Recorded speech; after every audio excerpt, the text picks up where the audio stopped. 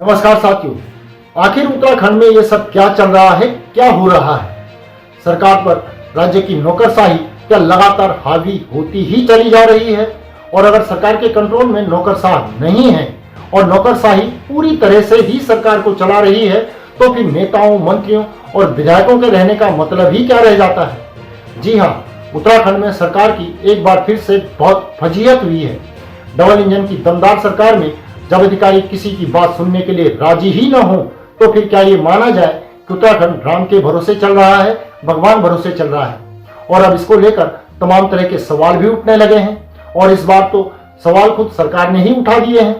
सरकार के भीतर से ही नाराजगी वाले सुर सामने आ रहे हैं कि न तो मंत्रियों को और न ही विधायकों को प्रोटोकॉल मिल रहा है, और इस सिस्टम के तार-तार होने के लिए फिर अधिकारियों को जिम्मेदार भी ठहराया जा रहा है।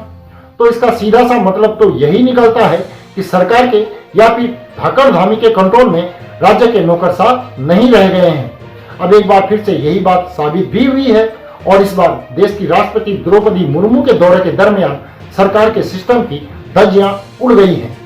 यह कुछ सरकार की ओर से कहा जा रहा है कि प्रोटोकॉल का पालन नहीं हुआ है। दरअसल पूरी बात यह है कि जब राष्ट्रपति द्रौपदी मुर्मू उत्तराखंड की अस्थायी राजधानी देहरादून में पहुंची और जौलीग्रांट एयरपोर्ट पर वह पहुंची, तो तब विधायक और मंत्री सब एक बस में सवार होकर उनके विमान तक पहुंचे। यानी कि एयरपोर्ट के भीतर जाने का जो भी सिस्टम है, उसके तहत मंत्री और विधायक वो तो राष्ट्रपति के स्वागत के लिए पहुंच गए, लेकिन वहीं अधिकारी अपनी पर्सनल गाड़ियों में हुटर बजाते हुए वहां पर पहुंचे, और इसीलिए फिर मंत्री बिलक गए और विधायकों को भी गुस्सा आया, लेकिन वे कुछ कर नहीं पाए। अब इन सवालों का जवाब सरकार के पास भी नहीं है कि यहाँ तक खुद प्रोटोकॉल मंत्री इस बात को कह रहे हैं कि आगे ऐसा नहीं होगा। और ये बात मेरे संज्ञान में भी आज आई है, और मुझे भी कुछ विधायकों ने बताया है। तो मैंने आज चीफ सेक्रेटरी और हमारे प्रोटोकॉल जो सचिव हैं विनोद चमन, उनसे चर्चा करी, और उन्होंने मुझे एश्योर किया है कि अगली बार से ये जो प्रोसेस है इसको ठीक किया जाएगा। प्रोटोकॉल मंत्री सौरभ बोगोड़ा इस सिस्टम से खपा कर रहे हैं, और यह भी कहा जा रहा है कि उन्होंने अधिकारियों को इस संबंध में फटकार भी लगाई है। चीफ सेक्रेटरी और सचिव से कहा है कि आगे से ऐसी गलती न हो। यह बात कुछ सौरभ बोगोड़ा कह रहे हैं।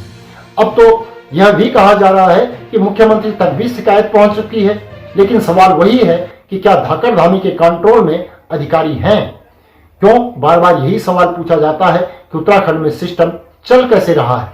प्रोटोकॉल का पालन नहीं हुआ है, मंत्री, विधायक, विधानसभा अध्यक्ष बोलकर थक गए, और अब जब तनातनी अफसरों और सत्ता पक्ष के विधायकों के बीच सीधे सीधे हो गई है, तो फिर विरोधियों को बोलने का मौका भी मिला है, और कांग्रेस सीधे सीधे इस मामले के लिए भ्रष्टाचार को जिम्मेदार मानती है।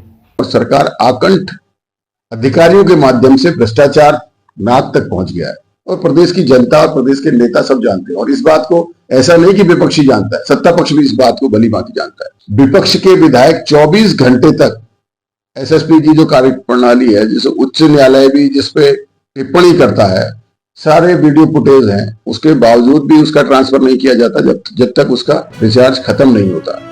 विधानसभा अध्यक्ष जो है वो चिट्ठी लिखती है कि उनका सचिव चिट्ठी लिखता है कि विधानसभा अध्यक्ष के प्रोटोकॉल का हनन हुआ है। जो विधानसभा अध्यक्ष मुख्यमंत्री से भी ऊपर है, उनको प्रोटोकॉल नहीं मिल रहा है, तो आप समझते हैं कि बिकी हुई सरकार है, गिरवी रखी हुई सरकार है।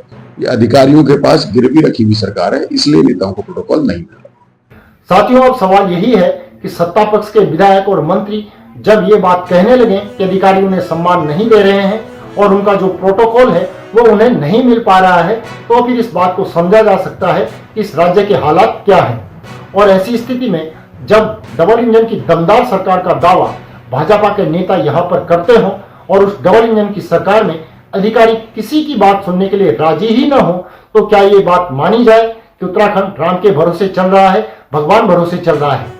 इस पर आप अपनी राय कमेंट करके जरूर बताइए। वीडियो को लाइक करें, शेयर करें, और हाँ, हमारे चैनल को सब्सक्राइब भी जरूर कर लें। सुनने के लिए आभार। अभी के लिए इतना ही। अगली वीडियो में जल्द ही पुनः मुलाकात होगी। तब तक के लिए नमस्कार।